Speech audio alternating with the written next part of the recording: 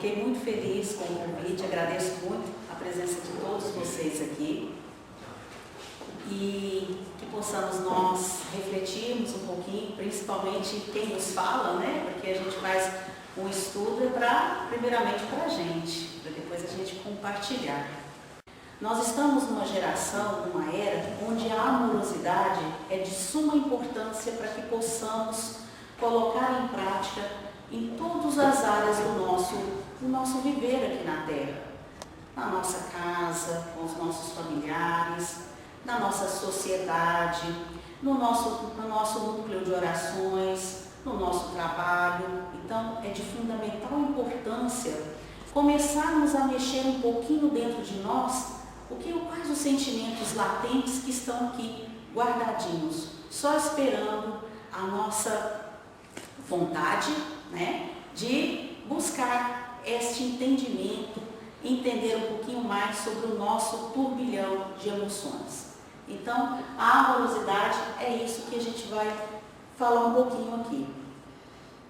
Então, antes de tudo, nós vamos falar sobre o que é o amor, para a gente entender sobre o que é a amorosidade.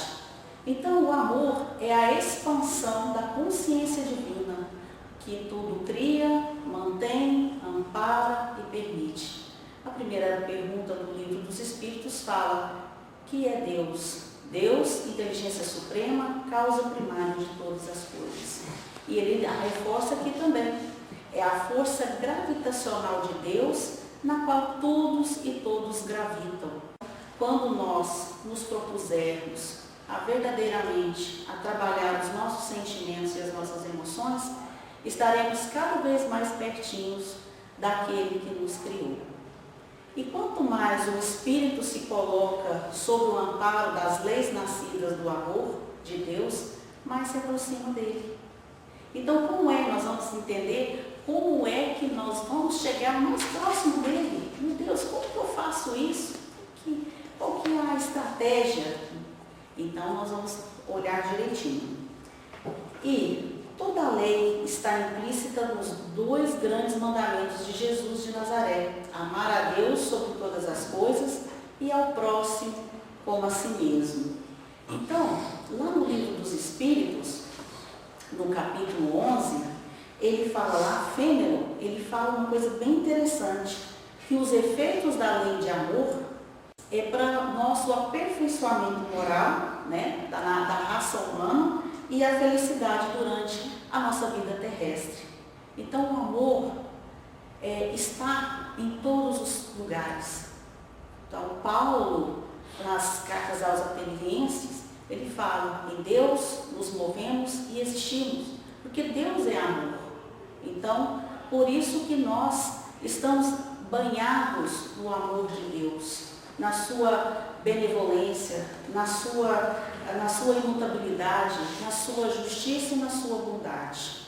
Então, esse é o conceito de amor que vamos comentar um pouquinho. Então, a gente entendeu um pouquinho sobre o amor, nós vamos falar agora um pouquinho o que é, então, essa amorosidade. Então, vamos lá. A amorosidade, pessoal, é o estado de espírito e conduta de quem sintoniza a frequência do amor.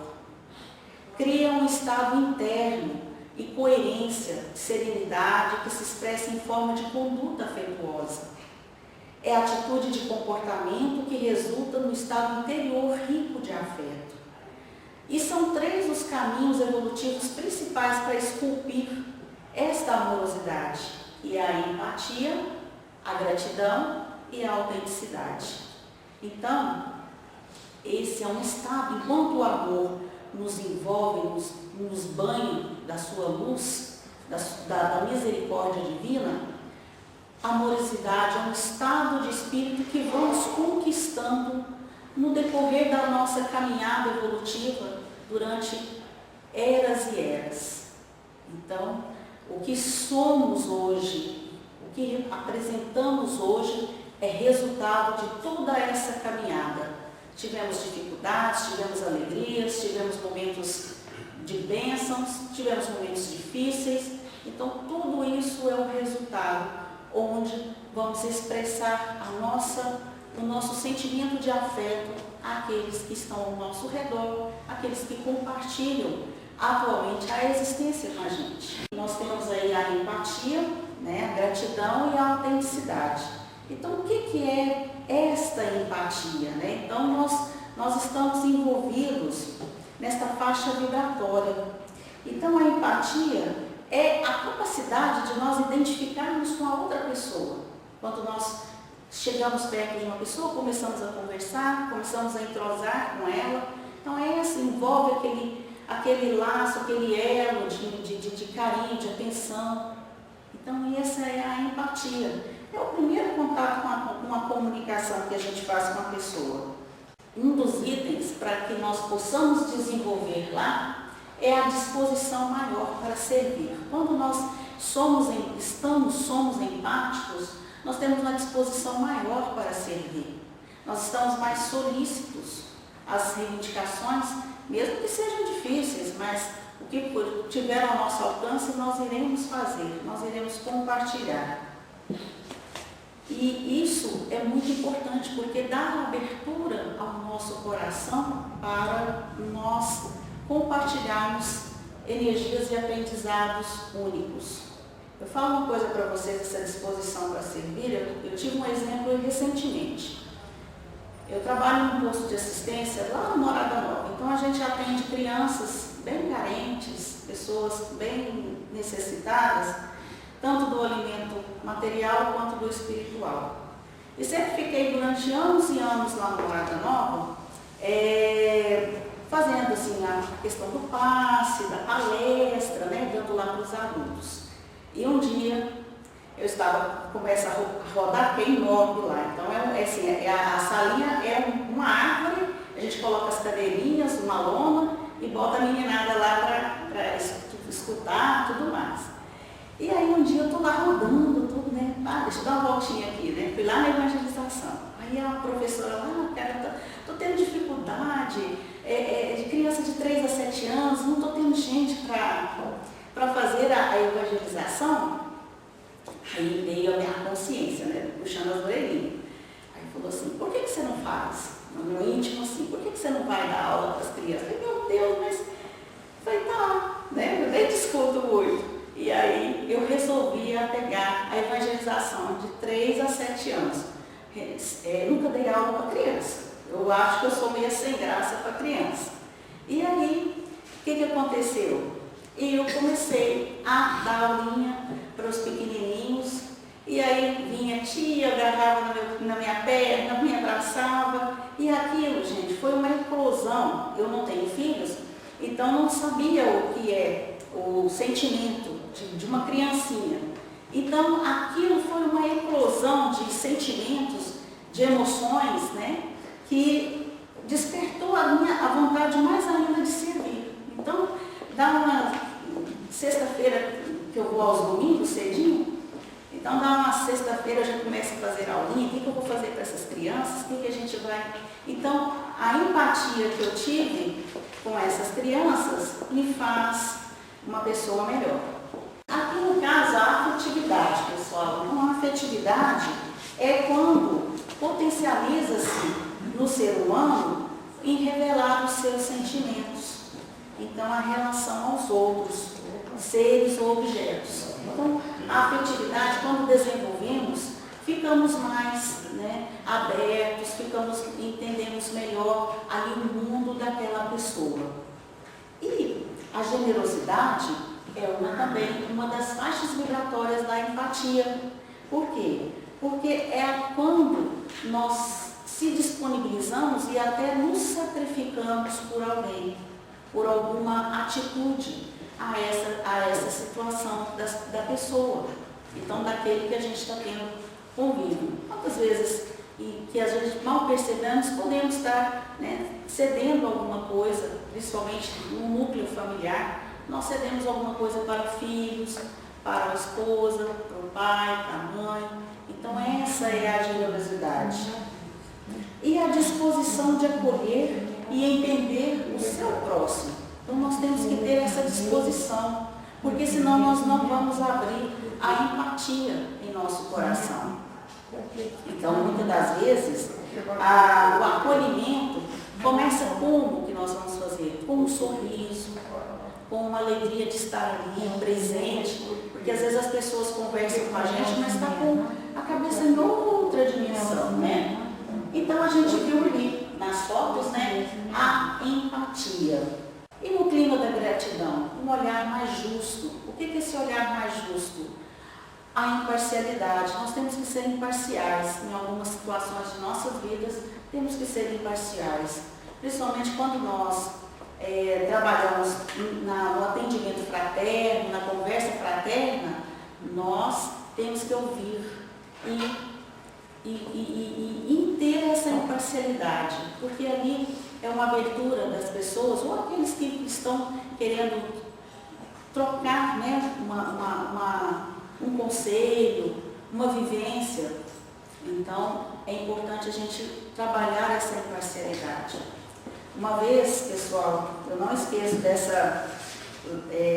desse momento que eu estava trabalhando na conversa fraterna. Gosto muito de conversar, percebe-se. Então, o que acontece? Uma pessoa teve a confiança de confessar que ele havia feito um crime, matou alguém. Eu falei, meu Deus do céu, e agora? O que eu faço com essa informação? Então eu tive a imparcialidade de conversar com ele, sempre buscar ele na conversa fraterna. Vamos conversar um pouquinho mais. Por quê? Porque é ele que deveria tomar essa atitude de se entregar. Não sou eu que vou lá ser a dedo duro e falar com ele. Mas eu mostrei para ele, no caminho de Jesus, a importância de nós reajustarmos com os nossas dificuldades ou os nossos isso. E então, nessa atual existência. Então, é melhor resolver aqui agora do que, né, partir para o plano espiritual e as coisas vão ficar cada vez mais difíceis. Então ele mesmo buscou a justiça.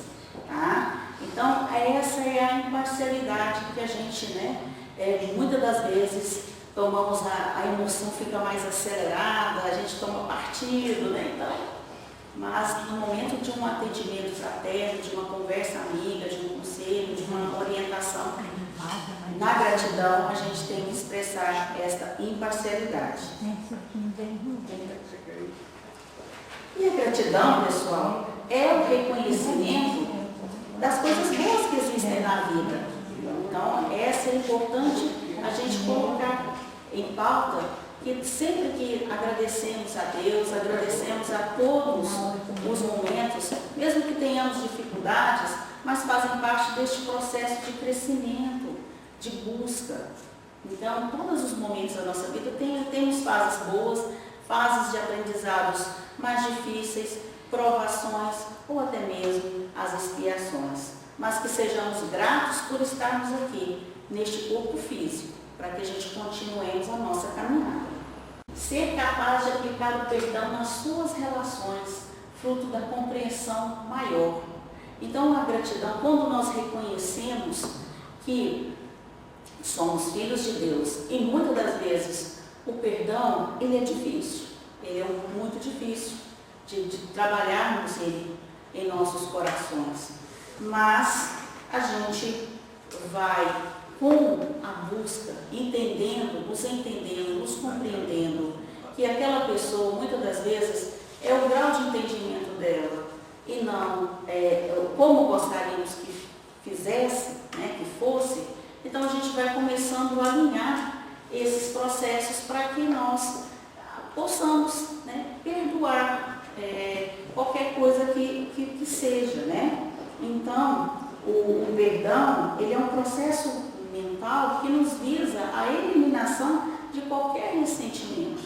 E esse é um trabalho não de horas, é de dias, de anos, né, ou até de encarnações, mas é importante que nós tenhamos fazendo esse exercício em nossa alma, compreendendo e com os ensinamentos, nós vamos ver, com os ensinamentos do Cristo que nos traz, faz com que nós vamos observando que cada um está num patamar e que a pessoa ali que às vezes nos magoou, nos ofendeu, é o que ela sabe de melhor fazer, ela fez o seu melhor. harmoniosamente com a emoção da raiva, né, pessoal? Então, em qualquer momento que nós tenhamos em nossa existência, a gente tem um pouquinho, sente essa raiva. Por quê? Porque o que é a raiva? É quando algo nos impede a concretizar os nossos objetivos. Então, às vezes, eu não consegui fazer um processo no meu trabalho. Nossa, eu fiquei, altero. Eu já fico um pouco com raiva de mim mesma, raiva de alguma coisa. Isso é muito inconscientemente. E esse é o processo que nós, muitas das vezes, não percebemos, e essa energia transita em torno da nossa mente, né?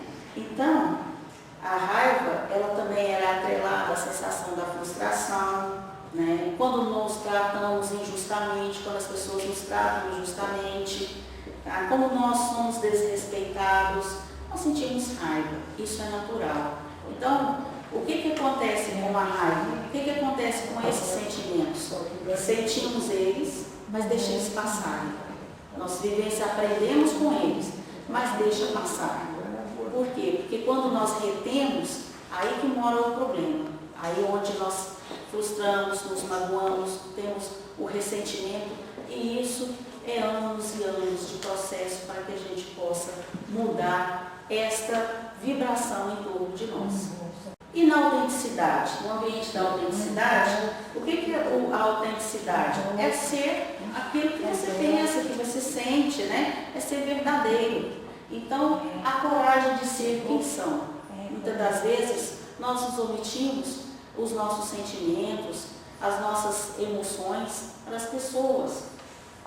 Permitir que a sua melhor parte se expanda na direção do aprimoramento interior. E não ter medo de ser ou não amáveis pelo que são e pelo que fazem. Tá? Então, as pessoas vão nos amar de acordo com o que somos. Nós não precisamos montar, pincelar as coisas para que recebamos o amor das pessoas. Elas vão nos amar do jeito que somos, verdadeiramente a nossa essência. E permitir que sua melhor parte expanda na direção do aprimoramento interior. Uma coisa que eu achei interessante uma vez na minha vida, só relatar um caso, eu trabalhava ali nas proximidades do Santa Clara. Eu trabalhava no centro cirúrgico. E aí, o que aconteceu? Eu sempre almoçava ali na mediação ali do mercado municipal. Então, eu sentava ali naquelas sombrinhas ali, almoçava e ficava ali tranquilamente.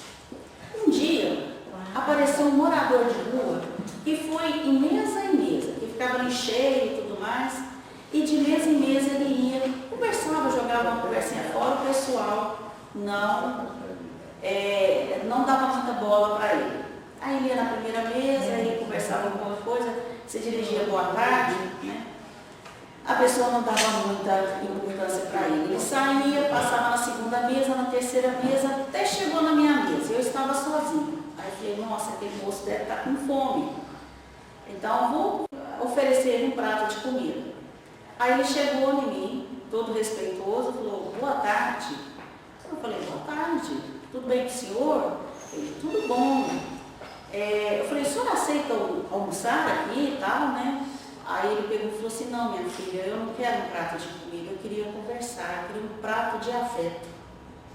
Olha, ele não queria um prato, porque a gente acha que um morador de rua está com fome e vai querer um prato de comida. Era a minha concepção, mas ele me mostrou que não. Ele queria um prato de afeto. E aí ele sentou, falei, então vamos sentar aqui. Eu estou almoçando, porque agora mesmo eu tenho que entrar de novo lá no hospital. Então, beleza. Ele pegou, sentou ali e começou a conversar. E ele conversava. Foi descobrir que o homem era engenheiro. Ele morou em Londres, estava falando até inglês comigo. E no final, ele falei, nossa, mas o senhor é muito culto. Ele falou, minha filha, e ele contou a triste história dele, o que levou ele a morar na rua. Então, ele precisava era disso, era desse prato. E no final eu achei até bonitinho, ele falou assim, depois, o dia que você voltar aqui, eu vou te convidar para você ir na minha casa comer salmão ao molho de maracujá. Eu falei, nossa, mas o homem é fino, né? Então, quer dizer, ele queria era isso, era o prato da afetividade. Então, todas as vezes eu aprendi com ele. Ele me deu uma lição tão grande, que a gente tem que parar para ouvir aquilo que as pessoas estão nos dizendo. E muitas das vezes elas não dizem com as palavras, elas dizem com o olhar. Eu aprendi isso com esta pessoa, porque no meu entendimento eu achava que ele queria um prato de comida, mas ele queria atenção. Então, essa pessoa me fez olhar um pouquinho melhor para o meu interior e para a atenção para as necessidades reais de cada pessoa. Então, pessoal, é isso que nós falamos da amorosidade. É como se fosse uma cadeira.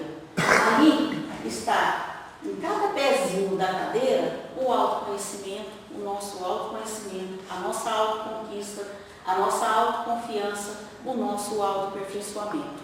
Isso, quando nós trabalhamos isso dentro de nós, nós estamos no caminho do verdadeiro amor. E o autoconhecimento é o nosso enfrentamento com a gente mesmo. É nós termos a coragem de enfrentar o que nós temos aqui dentro. Por quê? O que nós temos que ter? Determinação. Temos que ter aquele foco, aquela determinação de conhecermos-nos melhor, né? Os chineses nos falam que nós somos um microcosmos inseridos num macrocosmo. Então, olha que microcosmo, olha um universo dentro de nós. E aí que não é explorado. E muitas das vezes perdemos as oportunidades, porque aqui no cerne do espírito, da alma, é que nós vamos entender o que nos trava, o que falta para nós, o que a gente está buscando nesta vida. É conversar um pouquinho, ficar um pouquinho mais com a gente.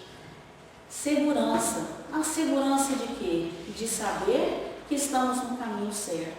Nós estamos buscando ali o que precisamos, as nossas necessidades, com leveza e não com cobrança. Por quê? Muitas das vezes, quando achamos que vamos fazer o nosso autoconhecimento, nós temos que ser rudes com isso. Não, nós temos que ser leves. Nós temos que ser companheiros, parceiros de nós mesmos. Porque a gente é tranquilo, é amoroso com as pessoas, mas e com a gente? Como que é que nós vamos fazer isso? Então, essa é a verdadeira leveza de sentir, olha, tenho que trabalhar isso dentro de mim, mas eu não vou ficar me cutucando, né, me autopunindo desta forma. E a nossa autoconquista? Nossa autoconquista é o nosso incentivo de mudarmos, de buscarmos o quê? Ferramentas que estão dentro de nós e que está lá guardadinha, adormecida, as nossas potencialidades. Então nós descobrimos o quê? Qualidades e talentos.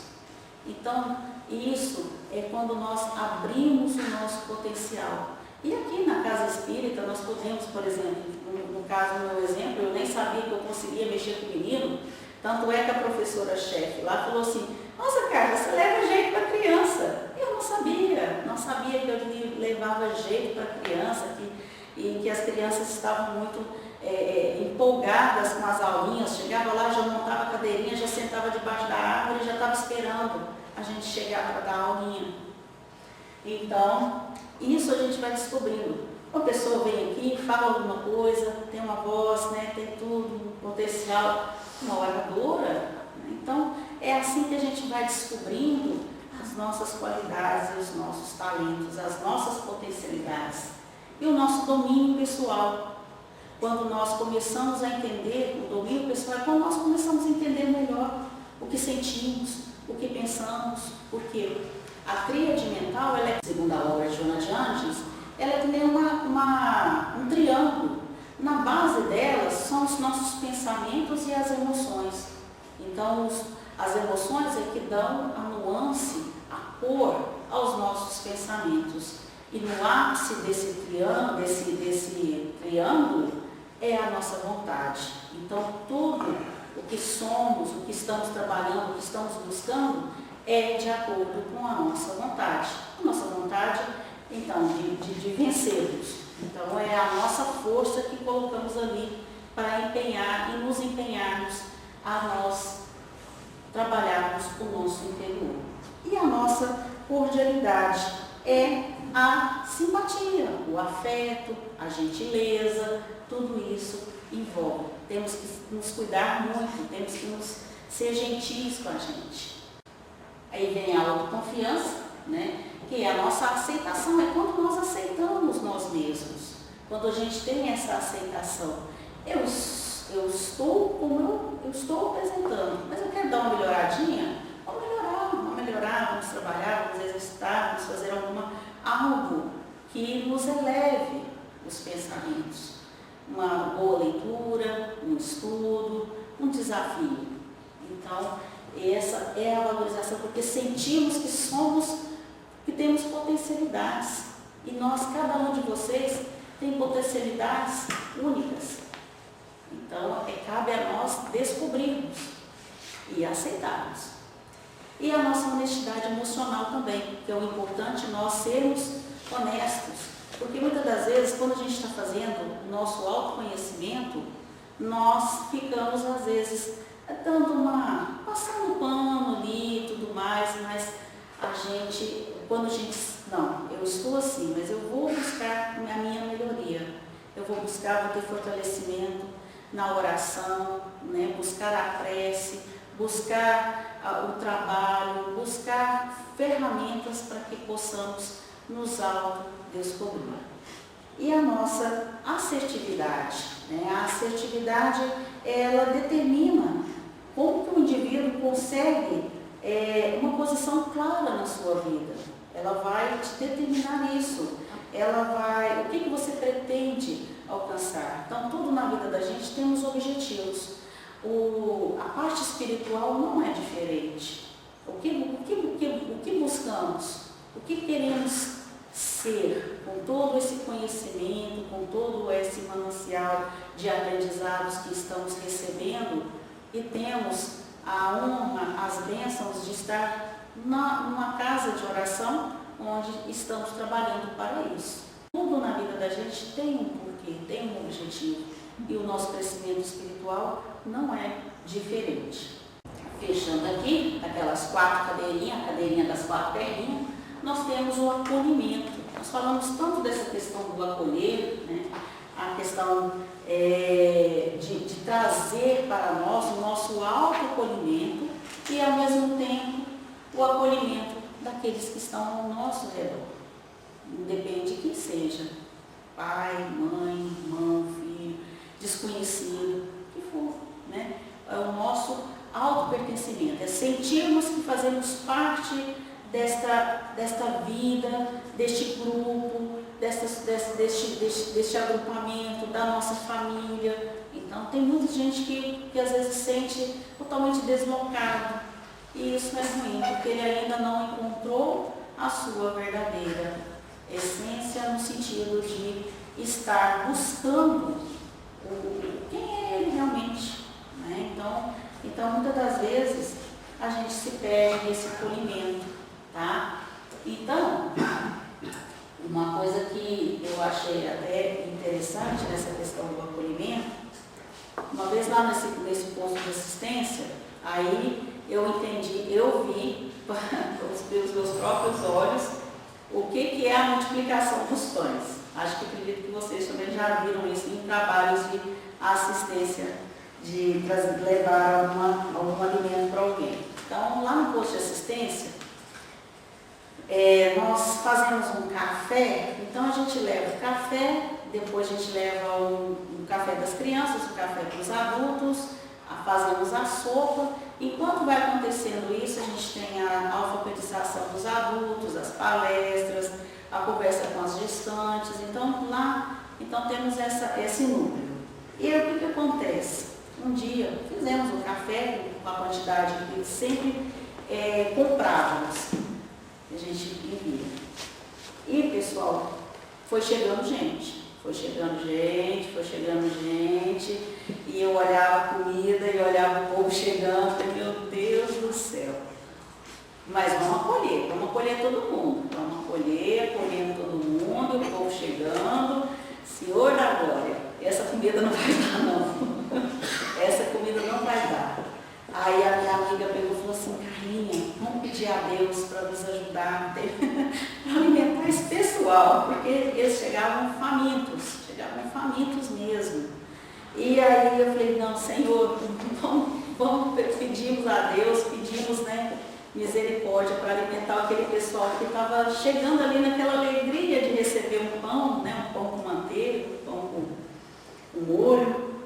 E aí fomos entregando, pedindo a Deus e tudo mais. Resultado, pessoal, deu, o povo comeu, repetiu e ainda levou para casa. Então assim, a gente não acredita, né? Então eu falei assim, aqui eu vi agora a multiplicação que Jesus fez. Ele multiplicou os pães aqui, graças a Deus, que todos saíram felizes, satisfeitos, né? As crianças alimentadas. Então é isso que a gente vê, esse acolhimento de Deus com a gente, esse acolhimento, esse amor. Então é muito sublime. E aí a gente vai ver a benevolência, a compreensão, a nossa amabilidade com as pessoas, né? Então a primeira coisa, nos acolhe primeiro para termos condições de acolher com toda a excelência as pessoas. E aí, pessoal, nós vimos esses 4 importantes ferramentas da amorosidade. Então, o que acontece com a ausência da educação das emoções? Então, nós temos aí um nível elevado de ansiedade, de aflição. Jesus, quando ele foi fazer o Sermão do Monte, quando ele, antes de tudo, ele começou a estar presente com as pessoas, com seus discípulos, com as pessoas que estavam ao seu redor, o que ele trabalhou primeiro foi a ansiedade e a aflição dessas pessoas. Ele fez um trabalho, né?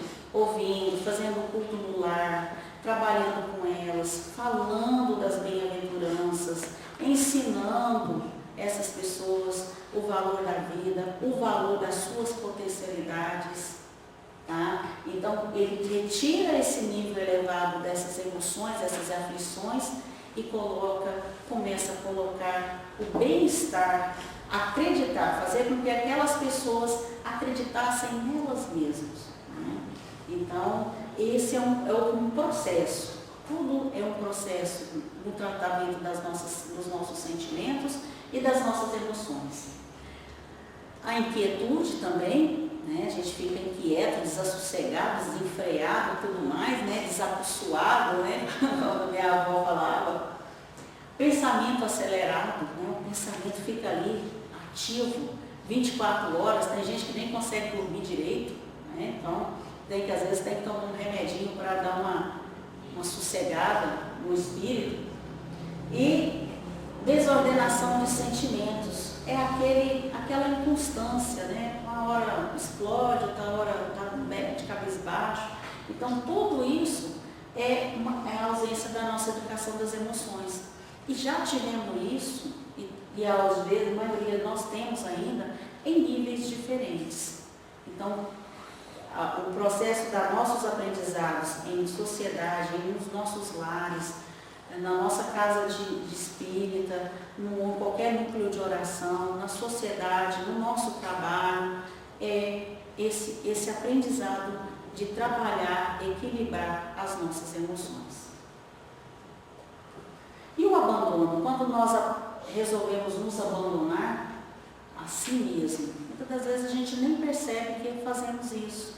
Quando o medo toma conta da nossa vida, nós temos o desconhecimento de si mesmo, né? Muitas das vezes a gente não conhece, por isso que a gente sente medo, né? A gente nos bloqueia com as nossas inseguranças, com a nossa ansiedade, como a gente falou. A gente acha que nós somos incapazes, não dou conta disso não, né?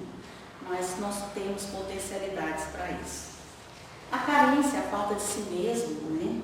Então, muitas das vezes, quando nos sentimos carentes, querendo ou não, a gente tem uma dependência emocional. Então, por alguém, né? Seja uma mãe por um filho, um pai por um filho, ou então um marido, mulher. Então, essa é uma das formas, né, da questão. Aí tem vários níveis que nós não vamos entrar em depois, mas é a carência, tá? Isso nos traz, né, quando aquilo se rompe, muitas das vezes nós sentimos, frustramos, deprimimos e tudo mais. A rejeição, pessoal, a rejeição é uma das piores coisas, é a inaceitação de nós mesmos. Então nós precisamos sempre olhar no espelho e falar: Deus, muito obrigada, eu estou aqui, eu estou bem, eu estou feliz, mesmo nas dificuldades, está tudo aí, mas eu estou aqui, firme e forte, vamos embora, vamos trabalhar. E a solidão, que é a desconexão consigo mesmo. Então, muitas das vezes, a solidão ela vai se apresentar na nossa amargura, tristeza, baixa imunidade, a pessoa fica, né, com uma baixa imunidade. Por quê? Isso é muito interessante, porque o nosso bem-estar, a nossa alegria, a nossa fé, as nossas conquistas espirituais aumentam a nossa imunidade, nos protege contra, né, muitas das vezes algumas enfermidades aí oportunistas. Tá? Então, alegria, bem-estar, com autodescobrimento, tem tudo a ver com boa saúde. Nós vimos o sentido da amorosidade dentro da nossa vida, ela e a falta dela. E aí não é diferente que também Jesus trabalha incansavelmente, séculos e séculos, para essa questão da amorosidade em nossas vidas. Jesus nos trouxe a amorosidade através dos seus ensinamentos. E no Sermão do Monte, ele colocou isso explicitamente. Então ele foi lá no monte, sentou lá, reuniu a multidão e alimentou, né? Deu o alimento material primeiro para eles e começou a falar as bem-aventuranças, os pobres de espíritos, porque é deles o reino dos céus. Bem-aventurados os que choram, porque eles serão consolados. Parece até uma poesia, né, gente? Bem-aventurados os mansos, porque eles herdarão a terra. Bem-aventurados os que têm fome e sede de justiça, porque eles serão fartos. Bem-aventurados os misericordiosos, porque eles alcançarão a misericórdia. Bem-aventurados os limpos de coração, porque eles verão a Deus. Bem-aventurados os pacificadores, porque eles serão chamados filhos de Deus. Bem-aventurados os que sofrem perseguição por causa da justiça, porque deles é o reino dos céus. Bem-aventurados sois vós quando vos injuriarem e perseguirem, e mentindo, disserem todo mal contra vós por minha causa. Exultai e alegrai-vos, porque é grande o vosso galardão nos céus, porque assim perseguiram os profetas que foram antes de vós. Então, é a mensagem que Deus nos traz, essa amorosidade, esse amor divino, em forma, né, de palavras, naquele momento onde todos estavam propícios a receber essas bem-aventuranças. Então ele fala, olha para vocês verem como eles nos elevam, mostra as nossas potencialidades. Vós sois o sal da terra, e se o sal for insípido, ou seja, sem sabor, né? Com que há de salgar? Para nada mais presta, senão para se lançar fora e ser pisado pelos homens. Vós sois a luz do mundo. Olha como ele exalta as nossas potencialidades. Não se pode esconder uma cidade edificada sobre um monte, nem se acende a candeia e se coloca debaixo do alqueire, né, com os nossos conhecimentos, as nossas virtudes, mas no velador, e dá luz a todos que estão na casa. Assim, resplandeça a vossa luz diante dos homens, para que vejam as vossas boas obras e glorifiquem o vosso Pai que estás no céu. E aí, para finalizarmos aqui as bem-aventuranças, porque para mim é um poema que Jesus fala lá no monte. um poema de Deus e Jesus está ali, personificado, para falar essas bem-aventuranças, as nossas potencialidades, para que nós tenhamos força e coragem para conseguir superar todas as nossas barreiras e as nossas dificuldades. E o Sermão do Monte nos traz este alívio e este consolo. Todo aquele, pois, que escuta estas minhas palavras e as pratica, assemelhar-lo-ei ao homem prudente, que edificou a sua casa sobre a rocha. E desceu a chuva, correram os rios, assopraram ventos, combateram aquela casa, e não caiu, porque ela estava edificada sobre a rocha. Então, da importância do nosso trabalho interior, para ela ser alicerçada na rocha da fé. E aquele que ouve estas minhas palavras e não as cumpre, compará-lo-ei ao homem insensato que edificou a sua casa sobre a areia. E desceu a chuva, correram os rios, assopraram ventos e combateram aquela casa. E caiu, e foi sua grande queda. Então, onde nós temos que nos alicerçar, a nossa fé é onde? Então, é aí que Jesus nos traz a importância de nós desenvolvermos a nossa amorosidade, a nossa afetividade e sermos a luz do mundo. A chave da nossa libertação, essa é a chave.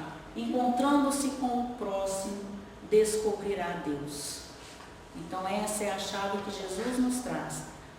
Vai e encontra o seu próximo, para a construção das convivências ricas de amorosidade e sabedoria, na frequência do amor a si, ao próximo e às leis naturais.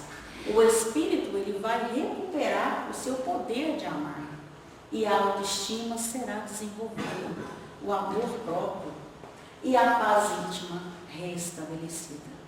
Então, todo esse contexto Jesus nos traz no Sermão do Monte. Muito obrigada a todos.